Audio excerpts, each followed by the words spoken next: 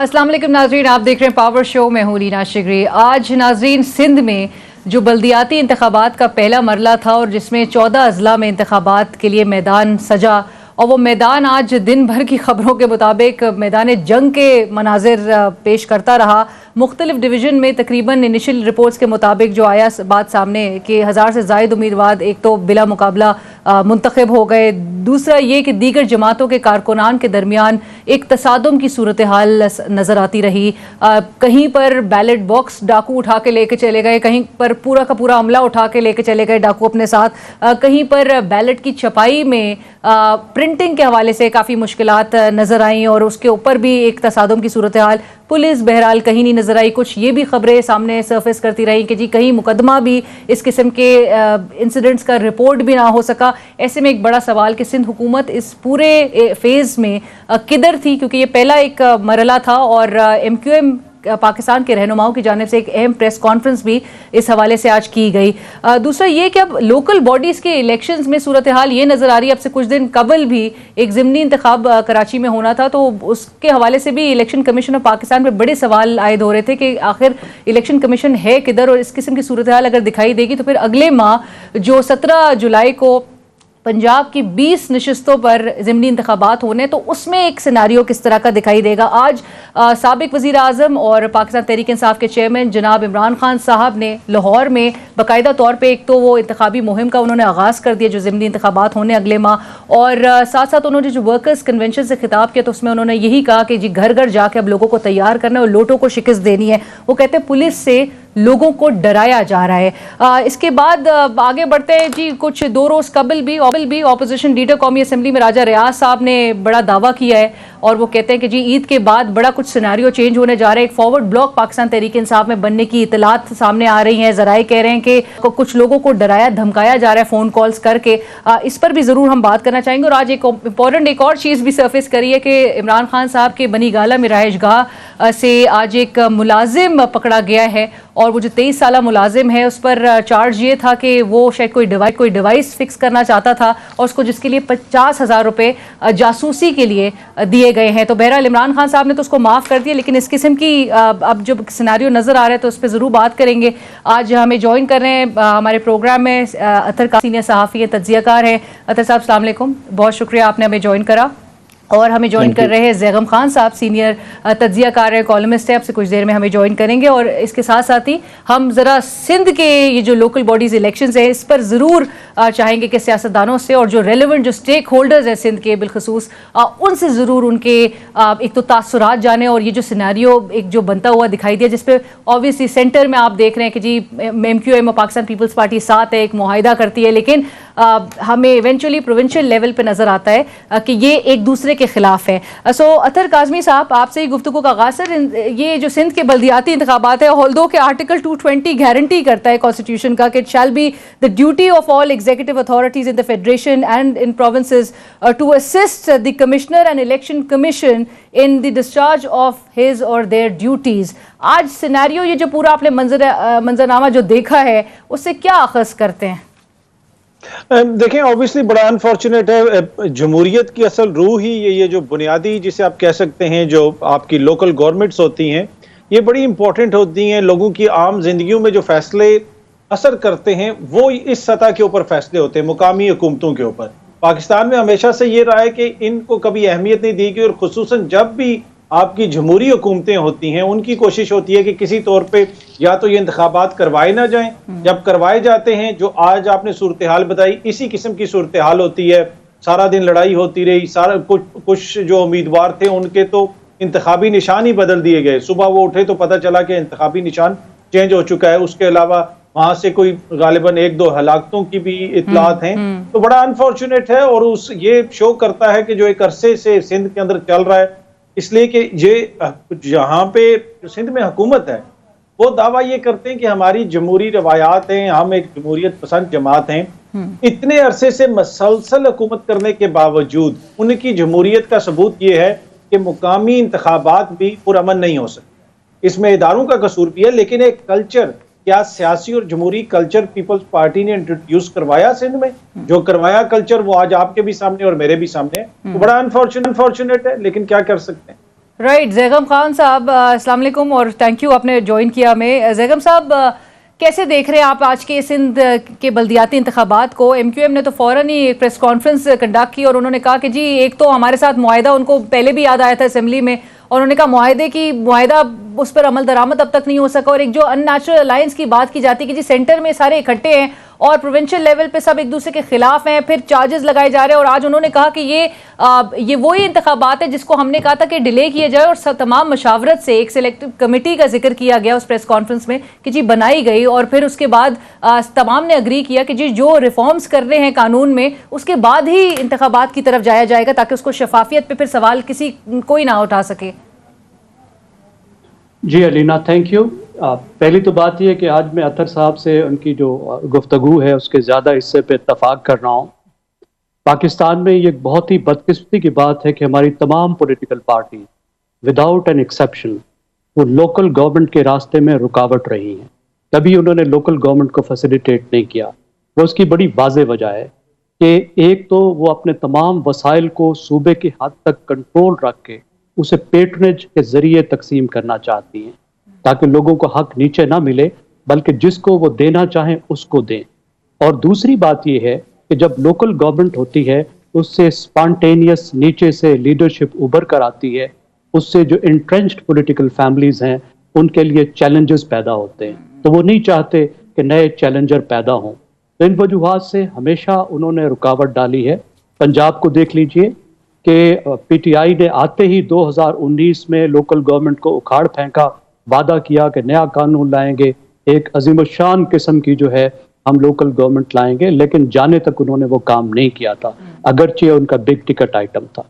यही बात peoples party के जो अतर साहब ने कहा कि बड़े बड़े जमहूरी दावे हैं, जमहूरियत की स्ट्रगल की बड़ी तारीख है, लेकिन नीचे तक जो हकूक देने हैं उसके लिए तैयार नहीं है। एक तो ये बात।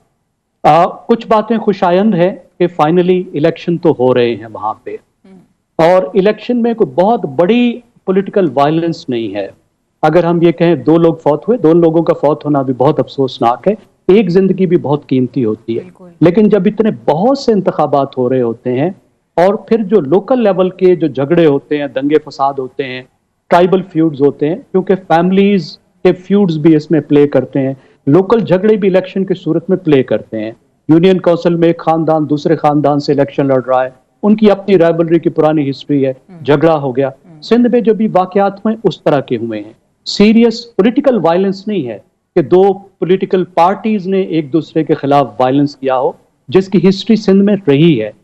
अब एमक्यूएम की जो बात है, देखिए एमक्यूएम और पीपल्स पार्टी ने बड़ा देर से आके अग्री किया और बड़ा अच्छा अग्रीमेंट किया कि पीपल्स पार्टी को एमक्यूएम ने मजबूर किया कि ज्यादा हकूक दिए जाए लोकल गवर्नमेंट को। और कराची में उनका मकसद ये है कि बड़े शहरों की जो लोकल गवर्नमेंट्स हैं वो मुक्तदर होनी चाहिए, डेफिनेटली होनी चाहिए। दुनिया भर में जो कॉस्मोपॉलिटन सिटीज हैं वो अपने आप को खुद मैनेज कर, सब चीजें वो खुद करते हैं, पुलिसिंग भी खुद करते हैं। उसके बगैर जो बड़े शहर हैं कराची जैसे, वो चल नहीं सकते। लेकिन इस अरसे में जो इलेक्शन कमीशन है वो मुतहरिक हो चुका था, कोर्ट्स ऑर्डर दे चुकी थी, इन्होंने अदालत में जाके कोशिश की कि किसी तरह का रिलीफ लें और इलेक्शन को डिले कराएं, लेकिन इस पर अदालत नहीं मानी, इलेक्शन कमीशन नहीं माना इस बहाने को। लेकिन मुझे जैगम साहब, सॉरी कतल कलामी की माफी, लेकिन अभी एमक्यूएम कहती है कि हम सुप्रीम कोर्ट जा रहे हैं। अब मसला ये है कि भाई ने जो है वो बाइकाट की कॉल दी है, इस वजह से उनके लिए मुश्किलात पैदा हो रही हैं। ये जो अभी तक हल्के थे, इनमें ज्यादा हल्के तो उनको नहीं है, नहीं। अभी तक हैदराबाद और कराची के तो नहीं हुए। मेरा ख्याल है वो किसी तरीके से डिले करवा के 2 मकसद हासिल करना चाहते हैं। एक तो वो चाहते हैं कि इस अरसे में कानून में वो तब्दीलियां करा लें जो वो चाहते हैं, और दूसरा ये है कि शायद जो थोड़ी बहुत कमजोरी वो महसूस कर रहे हैं उसको वो ओवरकम कर लें। तो उनका अपना पॉलिटिकल इंटरेस्ट है, लेकिन मैं नहीं समझता कि इस वक्त ये जो इख्तलाफ है ये पीपल्स पार्टी से उस तरह का इख्तलाफ है जिसकी वजह से ये एक दूसरे से अलग होने पे गौर करें। राइट, बट अभी आज के इस पूरे सिनेरियो में अतर साहब, इलेक्शन कमीशन के ऊपर बड़े सवाल उठ रहे हैं। आज फिर इमरान खान साहब भी उस वर्कर्स कन्वेंशन से खिताब करने के दौरान वो भी इलेक्शन कमीशन पे दोबारा सवाल और उनकी एक स्टेटेड पोजीशन नजर आती है। लेकिन इस पूरे सिनेरियो में आप इलेक्शन कमीशन ऑफ पाकिस्तान का फिर किस तरह से एक रोल देख रहे हैं? और ये जो बात है कि जी और जो इल्ज़ाम लगाया जा रहा है कि जी इदारा जानिबदार है और उस पर ट्रस्ट करने के इश्यूज अब सामने आ रहे हैं, वो वैलिड आपको और आपको नजर आ रहा है कि वेटेज उसको मिलती है इस पूरे सिनेरियो में? देखिए, मैं छोटा सा कमेंट करना चाहूंगा। एमक्यूएम के ऊपर भी आपने जिक्र किया कि ऑब्वियसली आज एमक्यूएम ने भी प्रेस कॉन्फ्रेंस की और उन्होंने ये कहा कि अब हम अपना फैसला खुद करेंगे। अगर हमारे जो मुआहिदा हुआ था, ये एग्रीमेंट हुआ था जरदारी साहब के साथ, पीपल्स पार्टी के साथ, उस पर अमल दरामद नहीं होता। अब मसला ये है कि क्या इस चीज को संजीदा लिया जाए? एमक्यूएम अपने फैसले खुद करती है, मतलब ये किस किस्म का मजाक कर रहे हैं? एक तो इनकी रवायती घिसी पिटी फिल्म है कि कोई भी जो ही जिस भी ये हुकूमत में होते हैं, फाइनेंस बिल आ जाए या कोई भी कानून साजी आए, तो एमक्यूएम जो है वो रोती पीटती मीडिया के सामने आके बैठ जाती है और बैन करना शुरू कर देते हैं। अब इस हद तक कि वो मतलब कि इंसान एक्सपेक्ट कर रहा होता है कि जी फाइनेंस बिल पास होने वाला है, बस आजकल आप एमक्यूएम की एक प्रेस कॉन्फ्रेंस देखेंगे वो रो रहे होंगे। एक तो इनका ये रवायती किरदार है। दूसरी बात ये है कि अगर एमक्यूएम अपने फैसले करती होती तो आज क्या पता इस पोजीशन में वो ना होते। तो ये जरदारी साहब को भी और शहबाज साहब को भी पता है कि एमक्यूएम के फैसले कहाँ से होते हैं। इस वजह से इनकी प्रेस कॉन्फ्रेंस करने से और रोने पीटने से कुछ ज्यादा फर्क नहीं पड़ेगा। और ये अलमिया सिर्फ एमक्यूएम के लिए नहीं है, ये अलमिया जो है कराची के अवाम के लिए है, इसलिए कि एंड ऑफ द डे उनके वोट का जो मैंडेट है उसको सिर्फ किसी की टेलीफोन कॉल के ऊपर किसी के भी पलड़े में डाल दिया जाता है। दूसरी बात जो आपने की, अच्छा, इलेक्शन कमीशन से पहले अतर साहब कहता कलामी की माफी, लेकिन मैं चाह रही हूँ फरूक नसीम साहब की वो एग्जैक्ट जुमले मैं जरा सुनवा दूं नाजरीन को भी। आइए सुन। और एक बात जो मेरी बिल्कुल समझ में नहीं आई कि जब एक select committee government of Sindh ने बनाई, उसके अंदर तमाम stake holders, Peoples Party, Muttahida Qaumi Movement Pakistan, PTI और दीगर लोग, उन्होंने उसमें शिरकत की और बाकायदा उसके मिनट्स मौजूद हैं जिसमें ये कहा गया है कि हाँ जी जो बेसिक स्ट्रक्चर है, रिफॉर्म चाहिए लॉ में, कुछ डिफेक्ट्स हैं, सही तौर पर इलेक्शन नहीं हो सकता। तो जो बात मुझे समझ में नहीं आई, इलेक्शन कमीशन इसको क्यों अपोज कर रही है? जी अतर साहब, इलेक्शन कमीशन वो कहते हैं क्यों अपोज कर रही है, मुझे समझ नहीं है। और अगर नहीं करती तो फिर शायद करेक्शन के बाद एक इंतखाबात की तरफ जाया जाता और वो फिर सबको काबिल कबूल भी होता।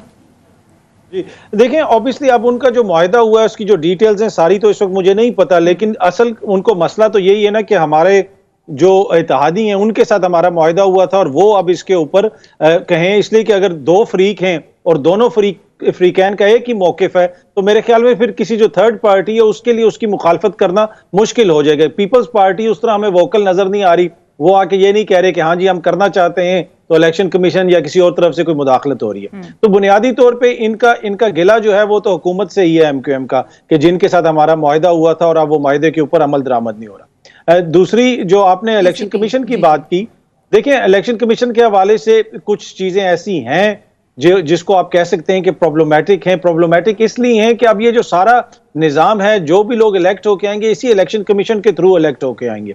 अगर वही मुतनाज़े हो तो फिर तो आगे जाके आप किस तरह एक्सपेक्ट कर सकते हैं कि लोग इसके नताइज मानेंगे? और इसमें भी पूरे इलेक्शन कमीशन के ऊपर सवालिया निशान नहीं है, एक शख्सियत के ऊपर है जिसके हवाले से खान साहब ये कहते हैं कि उनको किसी ने कहा था कि इसको लगा दो और उस वक्त बताया गया था कि ये तो बड़ा अच्छा बंदा है। तो मेरे ख्याल में अगर उस वक्त भी ज्यादा स्क्रूटनी खुद सियासी हुकूमत कर लेती और किसी के कहने के ऊपर उस शख्सियत को ना लगाती तो आज ये हालात ना होते।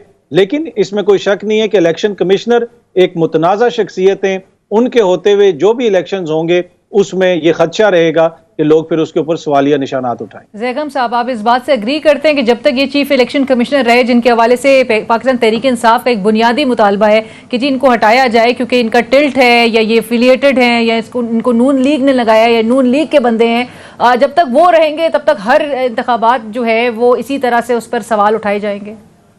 जी, तमाम आईनी उहदों पर जब तक इमरान खान के पसंदीदा लोग नहीं होंगे और जब तक पसंदीदा रहेंगे उस वक्त तक नहीं रुकेंगे। इमरान खान साहब का ये फेवरेट थे ना, इमरान खान ही इसको लाए थे। तो जब भी कोई आईनी ओहदे पर आदमी इमरान खान का पसंद नहीं रहेगा तो उसका फर्ज है कि वो इस्तीफा दे के भाग जाए, वरना वो बाकी मुद्दत में इमरान खान की गालियां सुने। तो कौन सा ऐसा इल्ज़ाम है इलेक्शन कमिश्नर पर जिसका सबूत मौजूद है या जिसको सामने जो है लाया जा सकता है? अभी आप मुझे बताइए, ये इलेक्शन है या कोई बच्चों का खेल है कि सब कुछ हो चुका है, डेट तय हो चुकी है, इलेक्शन जो कमीशन तैयारी कर चुका है और ये कहते हैं नहीं नहीं नहीं जी रुको, देखो जी, हमने आपस में मुआहदा कर लिया है, हमें कानून में तब्दीली करने दो, जब हम तब्दीली कर लें फिर तुम इलेक्शन कराना। What kind of joke is this? क्या एक कॉन्स्टिट्यूशनल बॉडी इस तरह से काम करती है? देखिए, इलेक्शन कमीशन जो है वो दुनिया भर में बहुत ताकतवर इदारा होता है। पाकिस्तान में भी उसका आइन उठाकर देखिए, वो एक आइनी इदारा है, बहुत एक पावरफुल इंस्टीट्यूशन है। इस तरीके से नहीं होता। आप पहले वक्त पे आइन में जो कानून में तब्दीलियां करनी थी, आपको वक्त पे कर लेनी चाहिए थी। क्या ये पार्टियां अभी मुंतखब होकर आई हैं? क्या असेंबली में एमक्यूएम और पीपल्स पार्टी अभी पहुंची है? अगर उन्होंने लेट एग्रीमेंट किया है तो इसमें इलेक्शन कमीशन का क्या कसूर है? या इलेक्शन कमीशन ने अगर डस्का में पीटीआई की चोरी पकड़ी है तो उसमें क्या कसूर है? या 7.5 साल से अगर पीटीआई का एक केस जो है वो जा रहा है और चल रहा है और चल रहा है और बिलाखिर अब वो किसी नतीजे पर पहुंचने वाली है, एक आईनी बॉडी, तो उसका क्या कसूर है? मतलब जब भी हमें थोड़ी सी तकलीफ होगी तो हम ईंटें रोड़े उठा के आईनी बॉडी पे हमला करने लगेंगे, सिर्फ प्रीएम्प्ट करने के लिए कि हमारे खिलाफ कुछ ना हो जाए। राइट, बट आपको अच्छा, लेकिन आपको लगता है कि ये सुप्रीम कोर्ट की तरफ जब ये जाएंगे तो उसमें से कुछ निकलेगा भी? क्योंकि सुप्रीम कोर्ट के 2014 के रूल्स का हवाला दिया जा रहा है कि जी सुप्रीम कोर्ट के 2014 में जो सुप्रीम कोर्ट ने रूलिंग दी थी लोकल बॉडी इलेक्शंस के हवाले से जो रूल्स तय किए गए थे, उसके मुताबिक मनोन जो है वो इलेक्शंस करवाए जाने चाहिए थे। लेकिन अब कानून में बगैर तब्दीलियों के या बगैर रिफॉर्म्स के आप किस तरह से करवा सकते हैं? सो उसमें से कुछ निकलेगा इनका, या ये सिर्फ आपको लगता है एक पोलिटिकल स्टंट ज्यादा नजर आ रहा है? देखिए अलीना साहिबा, ये जो कानून है ये भी तो 2021 में आया था ना, तो एमक्यूएम पहले चली जाती, इस आइन को, कानून को पहले चैलेंज कर देती। पहले क्यों नहीं किया? इस वक्त तो सबसे बड़ा मेरा ख्याल है मसला जिस पर पाकिस्तान की आला अदालतें इन तमाम पार्टियों से, इन तमाम हुकूमतों से बेजार हैं, वो तो ये है कि लोगों का जो आईनी हक है लोकल गवर्नमेंट का, उसको ये इम्प्लीमेंट करने को तैयार नहीं है। कभी एक बहाना बनाते हैं, कभी दूसरा बहाना बनाते हैं, कभी कहते हैं इस वजह से हम नहीं कराते, कभी कहते हैं उस वजह से हम नहीं कराते। अब होने लगा है तो ये कहते हैं नहीं नहीं मुअत्तल करो, दोबारा करो, पीछे जाओ। मेरा नहीं ख्याल इस बात पर वो सुनेंगे। आप तरमीम करें और अगले इलेक्शन को उसके मुताबिक कर लें। राइट, अतर काज़मी साहब आप कुछ कहना चाह रहे हैं और आपको लगता है कि असल मुतालबा कोई और है? इलेक्शन कमीशन के हवाले से कहना चाहता था कि जिस तरह अभी जगम साहब ने फरमाया कि जी इलेक्शन कमीशन के ऊपर कोई इल्जामात नहीं है, सिर्फ इमरान खान साहब की मंशा है या उनकी ख्वाहिश है कि इस शख्स को चेंज कर दिया जाए। देखें वफाक के अंदर जो कुछ हुआ, जिस तरीके से इमरान खान की हुकूमत टूटी और राजा रियाज और दीगर किरदार जो सिंध हाउस में बैठे हुए थे, फिर जब उनका केस इलेक्शन कमीशन में गया तो इलेक्शन कमीशन ने उनको नाअहल नहीं करार दिया। क्या वो उसकी क्या आईनी उसका स्पिरिट यही था? क्या आइन यही कहता है कि आप अपनी हुकूमत इस तरीके से गिरवा दें और पूरी पार्टी बाहर चलेगी और राजा रियाज साहब इस वक्त अपोजिशन लीडर बन के बैठे हुए? दूसरी बात, पंजाब के अंदर क्या हुआ? पंजाब के अंदर जब पीटीआई के बंदों को डी सीट किया गया तो उसके साथ साथ 5 मखसूस नशिस्तों के ऊपर लोग भी डी सीट हुए, उनको इलेक्शन कमीशन ने नामजद नहीं किया। क्यों नामजद नहीं किया? ताकि हमजा की हुकूमत को बचाया जा सके, किसी तरीके से चीजों को खींचा जाए, 17-18 जुलाई तक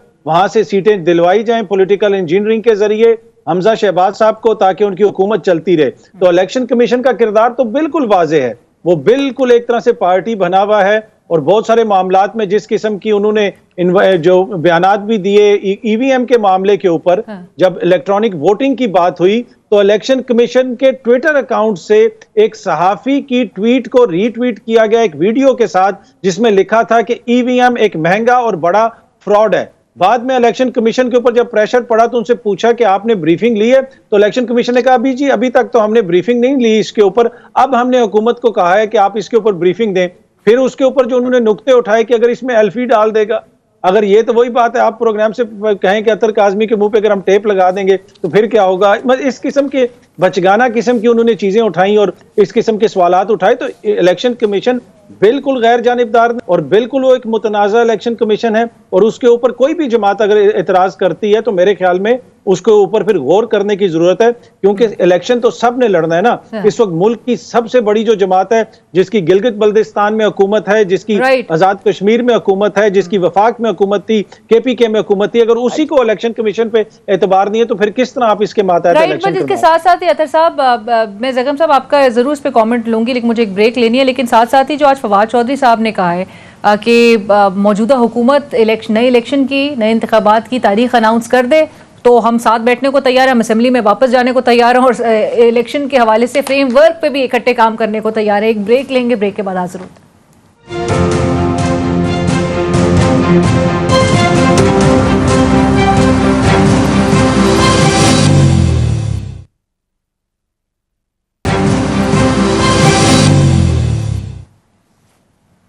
नाज़रीन, ब्रेक के बाद एक बार फिर खुश आमदीद कहेंगे। इस वक्त हमें ज्वाइन कर रहे हैं सैयद नासिर हुसैन शाह साहब, सीनियर रहनुमा पाकिस्तान पीपल्स पार्टी के और वजीर बल्दियात हैं सिंध के। नासिर साहब अस्सलाम वालेकुम, थैंक यू फॉर ज्वाइनिंग अस।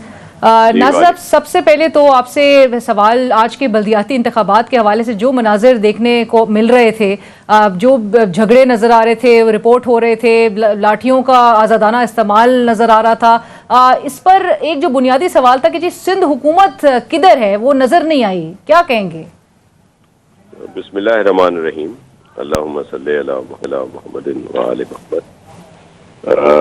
बिल्कुल ये इक्का दुक्का वाक़यात भी नहीं होने चाहिए थे, लेकिन 4 डिवीज़न हैं, उसके 14 डिस्ट्रिक्ट्स हैं और उसमें बहुत सारी जगहों पे ये इलेक्शन हो रहे थे, वार्ड के लिहाज से भी, यूसी, फिर टाउन है, म्युनिसिपल है, डिस्ट्रिक्ट है, कॉर्पोरेशंस हैं। तो कुछ वाक़यात हुए हैं, 2 जाने भी गई हैं जिनका बहुत अफसोस है और अल्लाह उनके दर्जात बुलंद करे, उनके लवाहिकीन के दुख में भी शरीक हैं। वो एक ट्राइबल, उनका आपस में डिस्प्यूट था, एक ही ट्राइब के ये लोग थे और फिर वहां पे ये वाकया हुआ।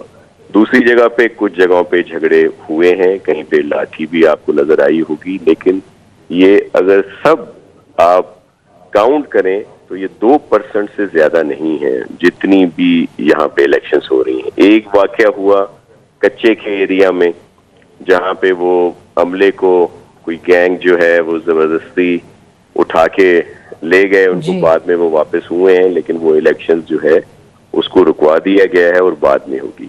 कुछ और शिकायत जरूर आई कि जो लिस्ट है, वोटर लिस्ट सही नहीं है, फिर बैलेट जो है, बैलेट पेपर पे जिसको निशान दिया गया था उस कैंडिडेट का निशान नहीं है, कोई आजाद या जो भी थे, तो वो इलेक्शंस भी रोक दिए गए हैं और वो दोबारा वो इलेक्शंस होंगे।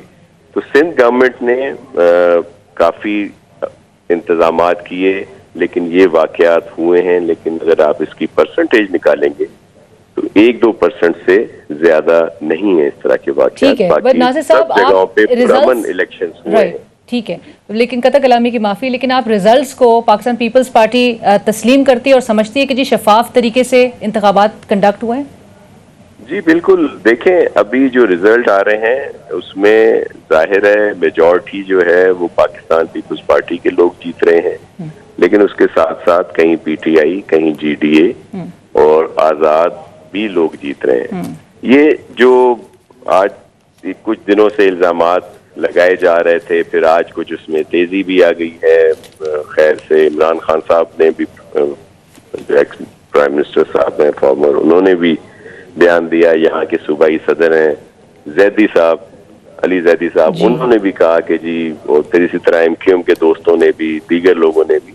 मैं सिर्फ ये अर्ज करना चाहता हूँ आपके तवज्जुह से कि लीडरशिप खास तौर पर इमरान खान साहब ये जरूर देखें कि उनकी जो ये टीयर है, जो यहाँ के मकामी इनके ओहदेदार हैं, सूबाई सदर हैं या नीचे हैं, इन्होंने कितने टिकट दिए हैं लोगों को। लोगों ने इनसे टिकट भी नहीं लिए और ना ही इन्होंने किसी को अवार्ड किए। बहुत कम परसेंटेज है। जितने हमारे उम्मीदवार अनअपोज हुए हैं, इतने इस पूरे 4 डिवीजन में इन्होंने लोग भी खड़े नहीं किए। कुछ जगहों पे इन्होंने इत्तेहाद जरूर किए हैं, जीडीए से भी है। बल्कि आपको एक बहुत ही अजीब सी बात बताऊं कि लाड़काना में जो इत्तेहाद बना है, अवामी इत्तेहाद पार्टी के, पीपल्स पार्टी के खिलाफ जो बना है, उसमें पीटीआई भी है, जीडीए भी है, कौम परस्त पार्टीज भी हैं, लेकिन सबसे बड़ी अहम बात यह है कि जेयूआई PF भी उसमें बिल्कुल उसमें शामिल है, बिल्कुल। और जो सेंटर में आप सारे एक कोलिशन का हिस्सा है। नासिर साहब, एक आखिरी सवाल, और ये बड़ा भारी सवाल इस लिहाज से कि आज MQM पाकिस्तान ने जो प्रेस कॉन्फ्रेंस की उसमें उन्होंने जिक्र किया कि जी इस बल्दियाती कानून में खामियां हैं, और एक कमेटी जो सिंध हुकूमत की जानिब से बनाई गई थी जिसमें तमाम स्टेक होल्डर्स शामिल थे, उसमें ये डिसाइड हुआ था कि जब तक इन खामियों को दूर ना कर लिया जाए, इस्लाहात ना कर लिया जाए, तब तक इलेक्शंस को शफाफ बनाना मुमकिन नहीं है, या इन खामियों को दूर करे बगैर आप सबकी एक्सेप्टेंस जो है वो बहुत मुश्किल नजर आएगी। क्या आप समझते हैं कि कानून में खामियां मौजूद हैं? देखें, एक तो इलेक्शन की शफाफियत से इस कानून का कोई ताल्लुक नहीं है। वो तो इलेक्शन कमीशन और फिर एडमिनिस्ट्रेशन का है कि वो उसको किस तरह कंडक्ट करते हैं। रही बात कि जो उनको एम्पावर करना था इन काउंसिल्स को, या जो लोग इलेक्टेड होके आए हैं, सिंध गवर्नमेंट ने, पाकिस्तान पीपल्स पार्टी की गवर्नमेंट ने अपने तौर पर उनको बहुत ज्यादा बाइख्तियार किया 2013 के मुकाबले में। लेकिन फिर भी जब ये बिल हमने कैबिनेट से पास करके असेंबली में भेजा, फिर वहां से ये हुआ कि सिलेक्ट कमेटी में जाएगा, जिसका आप जिक्र कर रही हैं, जिसमें तमाम पार्टीज ऑन बोर्ड हैं, उनके लोग हैं, MQM, PTI, GTA, Jamaat Islami, TLP, सब लोग उसमें, और पीपल्स पार्टी। वहां पे सबका ये था, बल्कि हमने तो यही मौक़िफ़ रखा कि इलेक्शन होने दें, इन इदारों को, इन काउंसिल्स को 140A और सुप्रीम कोर्ट के जो फैसले हैं उनके लिहाज से मजीद एम्पावर कर देंगे। लेकिन सबका ये था कि नहीं, स्ट्रक्चरल चेंजेस भी हमें चाहिए, तो इसको आप आगे करें। तो वो जो सिलेक्ट कमेटी के मिनट्स थे वो हमने कोर्ट को भिजवा दिए, कि जहां पे, क्योंकि ये मसला था कोर्ट में, ये सब लोग गए हुए थे कोर्ट में कि इलेक्शन ना हो, इलेक्शन को रुकवाने के लिए। लेकिन वहां पे पाकिस्तान पीपल्स पार्टी का, यानी पाकिस्तान पीपल्स पार्टी नहीं चाहती थी कि डिले हो। हमने सबकी, जब देखें, अक्सरियत राय से पीपल्स पार्टी मुत्तफिक हुई। हालांकि उस सिलेक्ट कमेटी में हमारी अक्सरियत है, जो भी गवर्नमेंट वो है, लेकिन जब सबने एक बात कही तो हमने उनकी बात मानी, और वही मिनट्स उनके साथ बना के हमने अदालत में जमा कराए। लेकिन अब ये फैसला तो अदालतों का है, इलेक्शन कमीशन का है, वो हमारे वो कहते हैं, आप MQM कहती है कि जी हम सुप्रीम कोर्ट से रुजू करेंगे। एक से मुझे ब्रीफली बता दें, मुतालबा ये हो रहा है कि जो आपने मुआहिदा किया है MQM के साथ, उस पर अभी तक अमल दरामद नहीं हो सका, इसकी क्या वजह है सर? देखें, MQM के साथ जो ये कानून साजी की बात हुई थी, उसमें हमारी बहुत सारी मीटिंग्स हुई हैं। अब वो जहन, उनकी एक बात उन्होंने जहन में ठान ली है कि जी 140A और सुप्रीम कोर्ट के जो फैसला है उसके तहत ये इख्तियारात हों।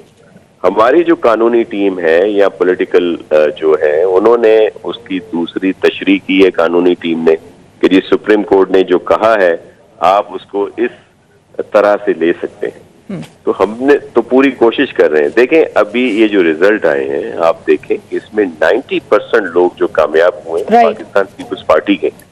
हम कैसे नहीं चाहेंगे कि अपने लोगों को इख्तियारात ना। चले, और अब ठीक, thank you so much Nasir साहब, थैंक यू। मुझे एक ब्रेक इशारा किया जा रहा है कि एक ब्रेक लेनी है, ब्रेक के बाद दोबारा हाजिर होता है।